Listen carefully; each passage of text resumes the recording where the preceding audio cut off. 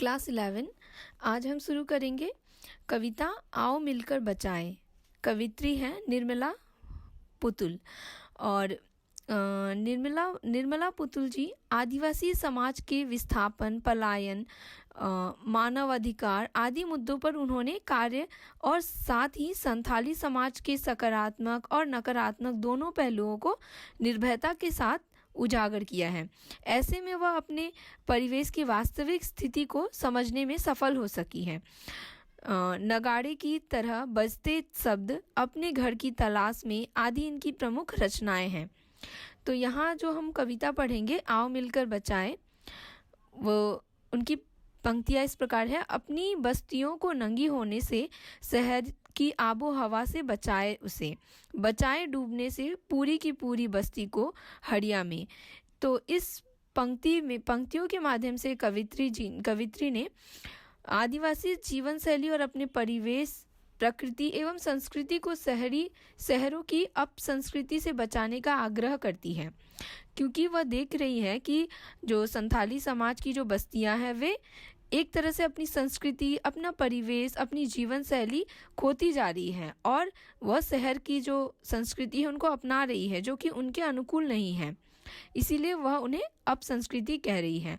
और यहाँ नंगी होने का तात्पर्य धरती से भी है और अपनी संस्कृति और परिवेश से भी है, क्योंकि वे अपने संस्कृति को खोती जा रही है। और एक तरह से हम देखेंगे कि जो जमीन है, जो धरती है, वह भी हम देखेंगे पेड़ों का काटना अधिक हो रहा है और जिस कारण धरती भी नंगी होती जा रही है। और इस तरह से जब तक ये होते रहेगा तब तक धरती की हम सुरक्षा नहीं कर सकते हैं। जो प्राकृतिक वातावरण, जो हवा, जो हमें प्राकृतिक वातावरण मिल रहा था वो हमें नहीं मिल पाएगा, जो कि हमारी संस्कृति के लिए सही नहीं है।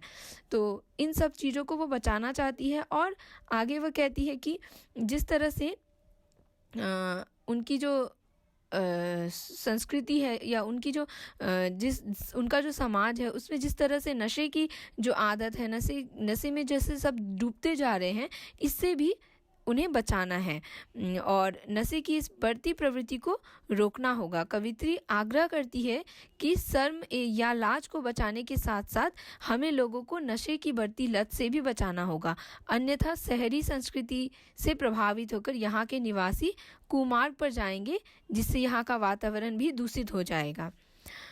तो आगे वे अपनी पंक्ति में कहते हैं, अपने चेहरे पर संथाल परगना की माटी का रंग, भाषा में झारखंडीपन, ठंडी होती दिनचर्या में जीवन की गर्माहट, मन का हरापन, भोलापन, दिल का अक्खड़पन, जुझारूपन भी। तो वे चाहती हैं कि जो संथाली लोग हैं, संथाल परगना के जो लोग हैं, उनके चेहरे पर वो जो उनकी जो माटी का जो रंग है वो बना रहे, उनकी भाषा में जो उनकी जो अपनी बोली का जो प्रभाव है वो झारखंडीपन बना रहे, और जो दिनचर्या जो ठंडी हो गई है, जो नशे के लत में होने के कारण हो या फिर आलस्य से होने के कारण हो, वे जो ठंडी हो गई है उसमें जीवन की जो गर्माहट है वह भर पाए, मन में हरापन आए, दिल में भोलापन आए, और जो उनका जो एक स्वभाव है अक्खड़पन और जुझारूपन, कुछ भी कर लेना और कोई भी कार्य करना, इस तरह का जो भाव उनके अंदर पहले से बना हुआ था, जो उनकी संस्कृति में था, वह फिर से आ जाए और वह बना रहे। वह शहरी संस्कृति के प्रभाव में आकर उस तरह से परिवर्तित ना हो। ये बातें वे इन पंक्तियों के माध्यम से कहना चाहती हैं। आगे वह कहती है कि भीतर की आग, धनुष की डोरी, तीर का नुकीलापन, कुल्हाड़ी की धार, जंगल की ताज़ा हवा, नदियों की निर्मलता, पहाड़ों का मौन, गीतों की धुन, मिट्टी का सौंधापन, फसलों की लहलहाहट, यहाँ जितनी भी यहाँ विशेषताएं बताई गई है, ये संथाली लोग या फिर जो संथाल परगना के जो लोग हैं उनकी विशेषताएं हैं। उनके भीतर एक प्रकार की आग है, जो उत्साह है किसी कार्य को करने के लिए, और उनकी जो विशेषता धनुष बाण चलाना, वे धनुष की जो डोरी है, तीर की जो नुकीलापन है, उस तरह से ये उनकी पहचान है। जितनी भी चीज़ें यहाँ बताई गई है ये उनकी पहचान है। ये पहचान वैसे ही बनी रहे। ये शहरी जो संस्कृति का प्रभाव होने के कारण ये सब पहचान उनमें से खत्म ना हो जाए, यह आग्रह कवित्री करती है। इसी तरह से जिस तरह से यह संस्कृतियाँ उनकी पहले से बनी हुई थी वह वैसी ही विद्यमान रहे और यह समाज शहरी जीवन और परिवेश से प्रभावित न हो, यह कवित्री यहाँ कहना चाहती है। उसके बाद अगली पंक्ति में कहती है, नाचने के लिए खुला आंगन, गाने के लिए गीत, हंसने के लिए थोड़ी सी खिलखिलाहट, रोने के लिए मुट्ठी भर एकांत, बच्चों के लिए मैदान, पशुओं के लिए हरी हरी घास, बूढ़ों के लिए पहाड़ों की शांति, ये सब उनके समाज में, उनकी संस्कृति में बनी रहे। क्योंकि देखेंगे कि शहरी संस्कृति में जो शहर की संस्कृति है वह छोटे छोटे घरों में बढ़ती जा रही है। यहाँ जो परिवार है वह एकल परिवार हो गया है। पहले सामूहिक रूप से सभी लोग रहते थे, अब एकल हो गए हैं। सबका अपना अपना छोटा छोटा परिवार हो गया है। तो जो पीढ़ी दर पीढ़ी, 3 पीढ़ी 4 पीढ़ियाँ जो एक साथ रहती थी अब वो अलग अलग रह रही है। तो यह शहरी संस्कृति की विशेषता है या फिर उनका प्रभाव है, जो कि वह चाहती है कि संथाली लोगों पर ना पड़े और उन्हें चाहे नाचने के लिए हो, चाहे गाने के लिए हो, अपनी जगह मिले। हंसने के लिए खिलखिलाहट मिले तो वहीं रोने के लिए एक एकांत का समय बिताने की जगह भी मिले। बच्चों के लिए खेलने का मैदान भी हो, पशुओं के लिए हरी हरी घास भी हो और बूढ़ों जो बुजुर्ग लोग हैं उनके लिए जो पहाड़ों की जो शांति होती है वह शांत वातावरण भी उन्हें मिल पाए। ऐसा वातावरण उन्हें उपलब्ध हो पाए, यह कवित्री कहना चाहती है।